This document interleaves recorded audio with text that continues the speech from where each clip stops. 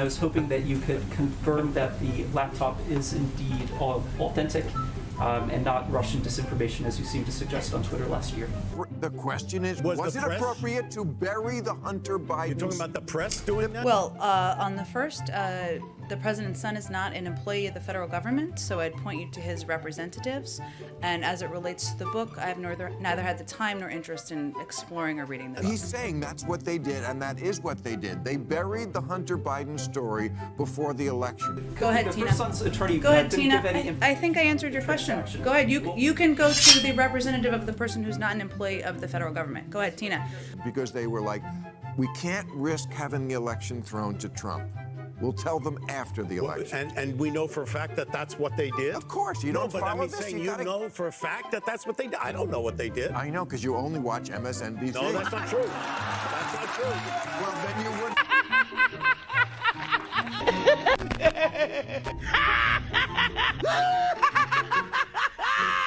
Yeah. What the hell? Hunter! What are you doing? Put your pants on, for God's sake. You're like the smartest person I know. What's going on, everyone? Jeremy here from The Quartering. Shout out to anyone who was at my record-breaking live stream last night. We peaked over 28,000 people as Matt Taibbi dropped some of the most insane reporting that we've seen, maybe as big as Watergate. I don't know. Is that crazy to say? I know a lot of people are black-pilled a little bit and thinking, oh gosh, nothing's going to happen to this. I don't know. I certainly don't agree with that. I think that something is going to happen. I also think this is probably the biggest story in the modern era. You know how I know that? Wasn't on CNN's website. Wasn't on MSNBC. No one covered it. Nobody. Why?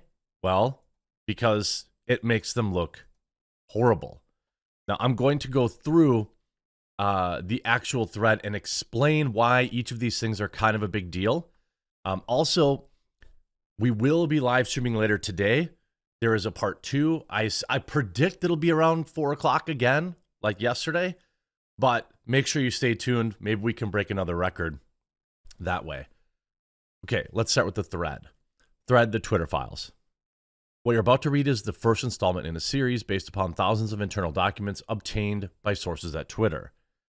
The Twitter files is an incredible story. From inside one of the world's largest and most influential social media platforms, it's a Frankensteinian tale of human-built mechanism grown out of the control of its designer. Twitter in its conception, was a brilliant tool for enabling instant mass communication, making a true real-time global conversation possible for the first time. In its early conception, Twitter more than lived up to its mission statement, giving people the power to create and share ideas and information instantly without barriers. As time progressed, however, the company was slowly forced to add these barriers. Some of the first tools for controlling speech were designed to combat the likes of spam and financial fraudsters. Slowly, over time, Twitter staff and executives began to find more and more uses for these tools. Outsiders began petitioning the company to manipulate speech as well. First a little, then more often, then constantly. By the way, MTAIBBI at Twitter, definitely give him a follow. I feel shocked that I hadn't heard of him before this. I probably did, but I didn't remember his name. I hope I'm pronouncing it right. Now we get to the receipts. By 2020, requests from connected actors to delete tweets were routine. One executive would write to another, quote, more to review from the Biden team. The reply would come back, quote, handled. Now, this is a big deal. This is before Joe Biden is even president. Okay, this is October 24th. I assume there were some before this. I'm sure there's more after it. Okay. Last night on the live stream, my viewers, wonderful viewers, pulled up some of these tweets and sent me the archives. They were all pictures of Hunter. Some of them were like, should probably have been flagged because they were, well, I don't know, because Twitter allows prawn anyway. But we have, a half dozen Twitter users here, most of which I've found now have been removed from the platform. And it's just like, handled these.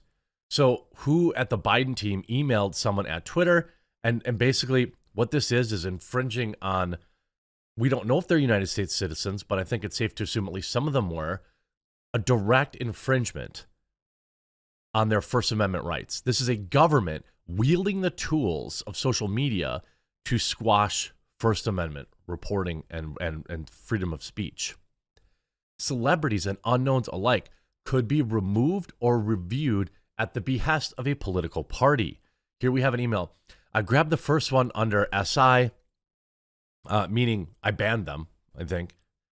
Defer to safety on the high-profile second one. So meaning they banned this person and then they deferred to safety on James Woods. This is when James Woods got banned. So this is, again, Twitter seemingly working in collusion. An additional report from the DNC, from the Democratic National Committee, was emailing Twitter directly to get James Woods banned. He's got a lawsuit brewing, and he's already commented on that. Both parties had access to these tools. For instance, in 2020, requests from both the Trump White House and the Biden campaign were received and honored. Bad for both of them, okay? However, the system was not balanced. It was based on contacts. Because Twitter was and is overwhelmingly staffed by people of one political orientation, there were more channels, more ways to complain, open to the left, Democrats, than the right. Here is contributions by party recipient. In 2020, 98.47% of donations went to Democrats. 99.7% in 2022, 96.384, we'll just call it 96.4% in 2018. I'd like to talk to this person who donated $451 to Republicans. Who are you at Twitter in 2022? By the way, who donates money to politicians? I don't understand that. Anyway, the resulting slant in content moderation decisions is visible in the documents you're about to read. However, it's also the assessment of multiple current and high former level executives. The Twitter Files, Part 1, How and Why Twitter Blocked the President's Son's Laptop Story. On October 14th, 2020, just a few weeks before the election, the New York Post published the Biden secret emails and expose based on the content of the abandoned computer. Twitter took extraordinary steps to suppress the story, removing links and posting warnings that it may be, quote, unsafe. They even blocked its transmission via direct message, a tool reserved for only the most extreme of cases, like CP. White House spokeswoman Kayleigh McEnany was locked out of her account for tweeting about the story, prompting a furious letter from the Trump campaign staffer Mike Hahn, who seethed, quote, at least pretend to care for the next 20 days. The email read, she's been locked out of her account simply for talking about the New York Post story. All she did was cite the story in firsthand reporting that she had been reported by other outlets and not disputed by the Biden campaign. I need an answer immediately on how or when she will be unlocked. I also don't appreciate how nobody on this team called me regarding the news that you'll be censoring news articles. Like I said, at least pretend to care for the next 20 days leading up to the election. This led to public policy executive Caroline Strom to send out a polite WTF query. Several employees noted that there was tension between the comms and policy team, who had little/less control over moderation than the safety and trust team. Here, hi team, are you able to look a closer look here? Strom's note returned the answer that the laptop story had been removed for a violation of the company's, quote, hacked materials policy. Carolyn, per checking the user was bounced by site integrity, that's SI, for violating our hacked materials policy, adding them here for further insights and guidance. Although several sources recalled hearing about a general warning from federal law enforcement that summer about possible foreign hacks, there's no evidence that I've seen of any government involvement in the laptop story. In fact, that might have been the problem. The decision was made at the highest levels of the company, but without the knowledge of CEO Jack Dorsey, with former head of legal policy and trust Vijaya Gadde playing a key role. Prison. Quote, they just freelanced it, is how one former employee characterized the decision. Hacking was the excuse, But within a few hours, pretty much everyone realized that it wasn't going to hold, but no one had the guts to reverse it. You can see the confusion in the following lengthy exchange, which ends up including Vijaya Gotti and former Trust and Safety Chief Yoel Roth. Wonder why they're both gone. And comms official Trenton Kennedy writes, I'm struggling to understand the policy basis for marking this as unsafe, asking, hey, what's going on here? Katie writes, will we also mark similar stories unsafe because Fox News was covering it? So they're asking, like, are we just censoring the story from everybody? By this point, quote, everyone knew we were effed, said one former employee, but the response was essentially to err on the side of continuing to err. Yoel writes, the policy basis is hack materials, though as discussed, this is an emerging situation where facts remain unclear, given the severe risks here and the lessons of 2016. We're erring on the side of including a warning and preventing this content from being amplified. Vijaya, what is the warning that will come up? Yoel says, when you click the link, it'll say it's unsafe. Then Ian Plunkett says, whatever we do in the comms, this will become a biased claim for Jack pre-hearing immediately, meaning we're going to get called out on this. Let's make it clear we're proactively but cautiously interpreting this through the lens of hack materials policy and allowing the link with a warning and significant deboosting, shadow banning. So they're just trying to get their story straight here. Former Vice President of Global Comms asks, quote, can we truthfully claim that this is a part of the policy? Meaning, do we actually have any evidence of this? To which, this is the bombshells here, to which former deputy counsel lawyer Jim Baker seems to advise staying the non-course because, quote, caution is warranted, essentially saying everybody get on the same page with this lie, in my opinion. I support the conclusion that we need more facts to assess whether the materials were hacked. At this stage, however, it is reasonable for us to assume that they may have been. So caution is warranted. We simply need more information. Yeah, right. Also disbarment there, I think. A fundamental problem with tech companies and content moderation, many people in charge of speech know or care little about speech and have been told the basics by outsiders. In one humorous exchange on day one, Democratic Congressman Ro Khanna reaches out to Gotti to gently suggest she hop on the phone and talk about the backlash to this. Khanna was the only Democratic official I could find in the files who bothered expressing any concern. Gotti replies quickly, immediately diving into the weeds of Twitter policy, unaware Khanna is more worried about the Bill of Rights. Happy to jump on the phone, blah, blah, blah, blah, blah. Khanna tries to reroute the conversation through the First Amendment, mention of which is generally hard to find in the files. So they write, this seems to be a violation of the First Amendment principles. It is. If there is a hack of classified information or other information that would expose a serious crime and the New York Times was to publish it, I think that the New York Times should have that right. A journalist should not be held accountable for the illegal actions of the source unless they actively aided in the hack, saying, even if this was hack materials, they should be able to report on it. Based take. Now, later, it seems like they're just worried about blowback, saying, I believe Twitter itself should curtail what it recommends or puts in trending news, and your policy against Q groups are all good. It's a hard balance. But in the heat of the presidential campaign, restricting dissemination of newspaper articles, even if the New York Post is far right, seems like it will invite more backlash than it will do good.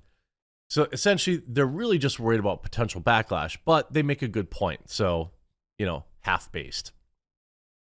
Within a day, the public policy, Lauren Culbertson, remember, I'll be live streaming today. They're having a Q&A today. And more information. So make sure you, if you haven't yet, subscribe down below so you get notified when I go live. Saying that they pulled some people on the Hill and they're not happy. Then NetChoice lets Twitter know a bloodbath awaits in the upcoming Capitol Hill hearings, with members saying it's a tipping point, complaining that tech has grown so big they cannot even regulate themselves. They're talking about this is an Access Hollywood moment. Essentially then, this is another bombshell here. The Access Hollywood moment, I think, is the grab them by the P word thing. Democrats, meanwhile, complained that companies are inept. They let conservatives muddy the water and make the Biden campaign. Now, look, this is Democratic lawmakers. So, okay, this is an email containing a chilling passage relaying Democratic lawmakers' attitudes. They want more moderation. And as far as the Bill of Rights, it's not absolute. So this is an email from a politician, okay? The Democrats were in agreement, or who's this from? Sasbo or Zabo? I don't know if the S is silent or not. Writing, within a day, public head of policy received a ghastly letter from Carl Zasbo of the research firm NetChoice, which had already pulled 12 members of Congress. Okay, so that's who this person is. The Democrats were in agreement. Social media needs to moderate more because they're corrupting democracy and making all quotations truth relative. When pushed on how the government might insist on that, consistent with the First Amendment, they demurred, quote, the First Amendment isn't absolute. Even though it is. These are Democratic leaders. Democratic leaders said that. Isn't that insane? Then there's this.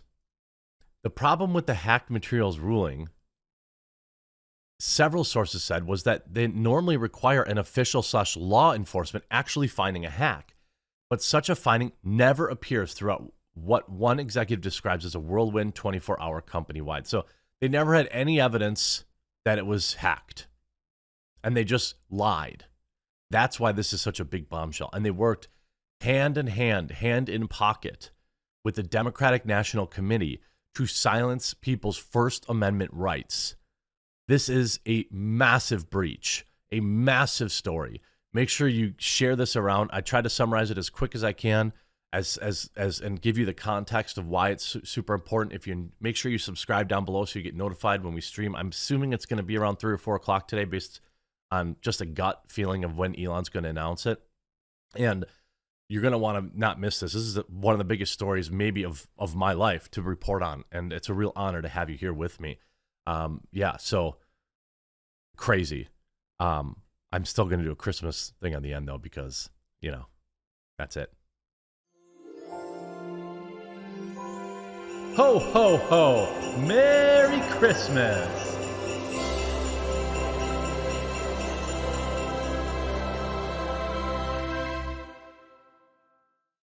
Well, I don't know how many videos I'm going to do today, so I'm just going to do all of the 3rd of December openings in one outro. So we've got the Skyrim Advent Calendar, looking for spot number 3. There it is, down by my hand. Let's see what's going on in here.